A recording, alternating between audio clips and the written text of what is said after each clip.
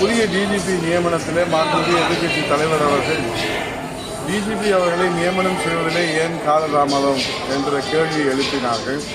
1.5 மாதம் கழித்து தற்போது மாண்புமிகு அமைச்சர் ரகுபதி அவர்கள் புதிய டிஜிபி நியமனத்தில் மத்திய அரசு பணியாளர் தேர்வாணையத்தின் பட்டியலை தமிழக அரசு ஏற்க மறுத்துவிட்டதாக தெரிவித்திருக்கிறார்கள். ஆக மதுரையிலே ராஜினாமா செய்த மேயருக்கு பதிலாக புதிய மேயரையும் தேர்வு செய்ய முடியவில்லை. தமிழகத்தில் சட்டம் ஒழுங்கை காப்பாற்ற வேண்டிய இந்த வடகிழக்கு பருவமழை காலத்தில் டிஜிபியும் நியமனம் செய்ய தமிழக அரசால் முடியவில்லை. அரசு ஊழியர்களுக்கு பழைய ஓய்வூதிய திட்டத்தையும் தர முடியவில்லை. ஆகவே இயலாத ஒரு அரசு இருக்க வேண்டுமா என்ற கேள்விதான் இப்போது எழுந்திருக்கிறது.